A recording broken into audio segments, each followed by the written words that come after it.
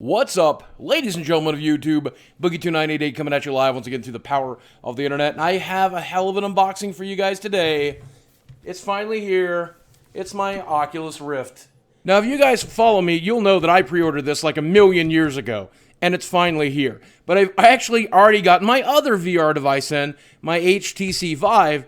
And I think I'm predisposed to like my Vive better. I was going to cancel this pre-order, but before I got around to canceling it, it had already shipped. So it's already here. I figure we should unbox it and crack it open and review it and see how it compares to the Vive. And I do want to say, when I did my Vive unboxing, a lot of people said, "Oh, Boogie, you got that for free pay promo." Nope, I paid for my Vive in cold hard cash, and I paid for this in cold hard cash as well.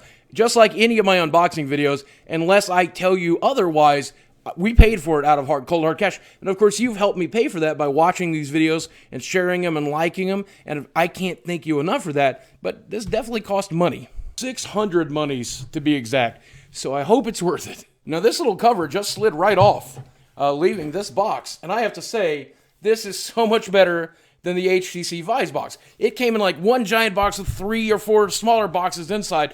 Pain in the ass, and the box is basically unusable, so it's just over here in the corner. This, I think you could repack your device and make it portable, and I think this is a big improvement. So here's the presentation when you crack it open. Little sign here telling you to go to the Rift website to start downloading stuff. Here's this little remote that comes with it. This is one of 2 ways to control it that comes in the box. Ooh, I know you're going to enjoy watching that. Oh, I enjoy doing that. Here's the actual device itself. It seems a little bit lighter than the Vive. That's interesting. I wonder why that's the case.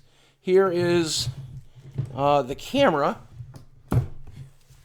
which I guess this will just go up somewhere on my desk. Here, we'll peel that one as well. Ooh, that's nice. Oh, there was definitely something underneath the camera here. Right, this is the one that ships with the Xbox One controller. Here is the Xbox One controller, and it is just a basic Xbox One controller. It's not branded with the Oculus in any way. I would have really liked it if it was, but I mean, it'll do. It's a damn good controller. Now, if you're unfamiliar with this controller, I'm already very familiar with it because it's pretty much identical to the little trackpad that's on the side of a Samsung Gear. You know, there's a little plus and minus, there's the little trackpad, it's clickable, and so on and so forth. So, I mean, for any of the games that are programmed to use the trackpad, could easily be ported over from the Gear to this. Did not realize this was going to ship with a wireless dongle for my Xbox One controller. I didn't even know this existed, so that's very convenient. That's nice. Now, this camera is significantly smaller than I had anticipated it would be. I thought it was going to take up a heck of a lot more desktop space. And it's not. It's got a fairly decent cord, so I don't know where I'll set this up. Probably just on top of my PC tower, which is right there. Now here's the device itself, and it does feel significantly lighter than my Vive. It's definitely got built-in headphones too, which seem like they would be easy to remove if you wanted to use your own headphones. Very light, though. I kind of like that. I worry about this strap. I'm not sure that I'll be able to get it to fit, but let's see. Well, I did get it to fit, and it's not an uncomfortable fit. The problem is I could not get it on over my glasses. This is the maximum size that this goes to. There's not a single inch more that I can give it. But it does fit my head, and I probably have the fattest head of all the YouTubers out there. So if it fits me, it's probably going to fit you, and that's including the earphone placement. I did not expect it to fit, but yeah, you could put those about anywhere. But yeah, it fits without my glasses. It's not as comfortable as my Vive, and I'm definitely getting a lot more light from the bottom, but I think it'll work. Now, not only is the headset so much lighter than the Vive, but the cord is so much lighter too. It's a heck of a lot shorter because this isn't supposed to be a walking around device. This is a seated device. What I do like about it is there's no box that it plugs into. We just literally have that one video cord and this one USB cord, and that's it. It's hooked up, I guess, the camera as well.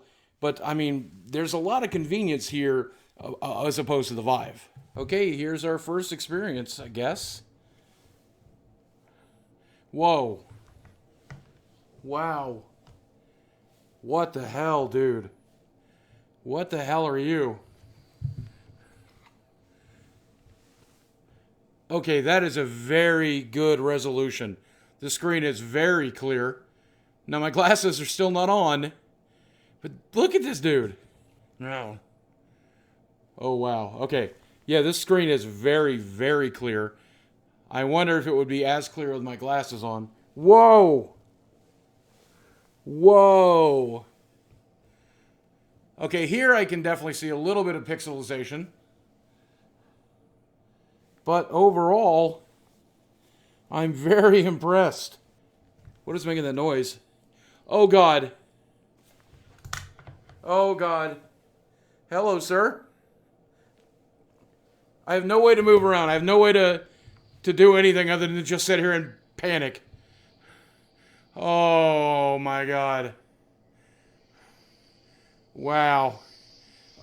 Oh. Oh. Please no. Oh my God. The 3D on this is incredible. Wow, the 3D. Oh God. Oh God. Oh God. Okay, so let's see. First impressions, and completely disregarding the Vive at all. I don't want to make any comparisons yet. The headset is a nice headset. The clarity on the screen is very clear. It doesn't fit me very well, but that's not going to be a problem I think most people will have. It does not fit my glasses very well, and I think that's a problem a lot of people will have, though. I do definitely like the fact that it ships with an Xbox controller. I do like the fact that this is a more seated experience than other virtual reality devices. This little device I found very intuitive in my first few minutes of messing around with it and using this to hop around the store and stuff. Overall, I mean, this is not a bad unit. I really have to say, as far as VR goes, this exceeds my expectations by quite a bit. Now, when I start comparing it to the Vive, though, it's got some bonuses and it's got some negatives. Number one, I think the lenses or possibly the screens or some combination thereof might be a little clearer than the Vive. I don't know if that for sure because I cannot wear my glasses with this device. I might be able to squeeze them in there and then put the whole unit on, but my glasses are not even that big. So it must be my face that's causing that. The built-in headphones were very nice. The audio was very good.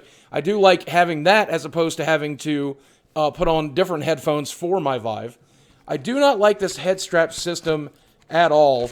I'm sure it's more convenient for other people. The little spring-loaded system here doesn't work out very well for my giant head, but once I get my hair cut, that might make a slight difference. It does for a lot of hats and a lot of other things. It's a lot more convenient to store and to hook up than the Vive. And so all of those areas, I think it has the Vive beat a little bit. The Vive does win in a lot of places, most notably when it comes to the controllers. These controllers for the Vive are incredible. They're intuitive. They make you feel like you're in the game. This is nice, obviously, for navigating video and things along the lines.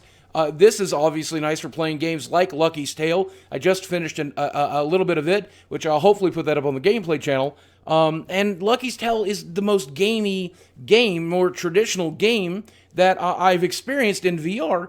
The problem is I don't want a traditional game. I want brand new weird stuff. I mean, look at this thing. Look at how weird it is. Any game that's based on using a pair of these is going to be new and unusual and weird. Anything that uses this is going to feel like more of the same, only three-dimensional, and obviously, using the headset.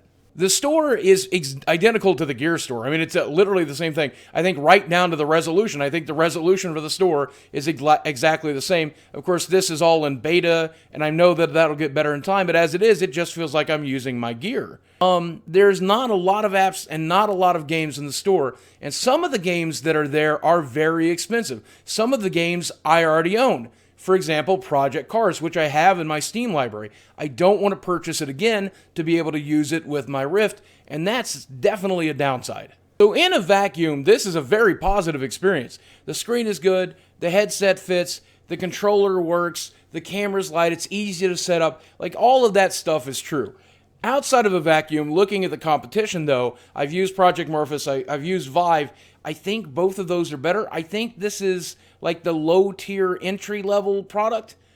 But, I mean, even with that, even that considered, the low-tier entry-level product is still very, very good. Now, the Rift does have one very good thing going for it. It does have some exclusive software. The flagship product would be Lucky's Tale. I played through the first chapter of it and wasn't able to capture it with sound. I'll hopefully figure that out and be able to upload that to my gameplay channel so you can get an idea of what I'm talking about. But basically, Lucky's Tale is a very traditional game that feels like a traditional game in VR. And VR is a brand new element, and it's really cool to be able to see the characters so close up, to be able to see stuff that you wouldn't normally be able to see, to look around the world.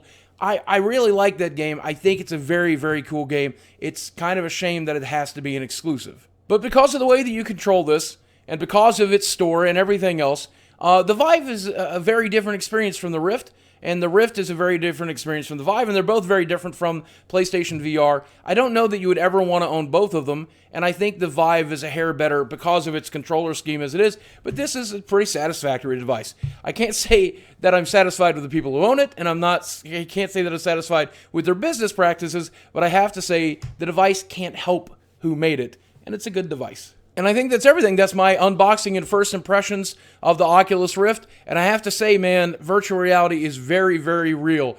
And it feels very, very good. And I am enjoying the hell out of it. I'm so glad that I'll be able to play the exclusives that exist on the Rift, as well as the exclusives that are on the Vive, and eventually the exclusives that are on PlayStation VR.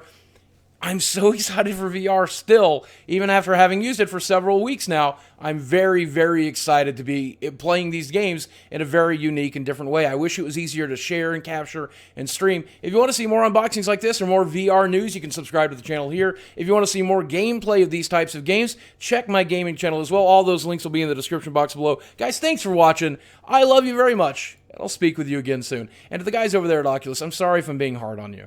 I'm sorry. I'm sorry. You could improve a little bit if you wanted to, though.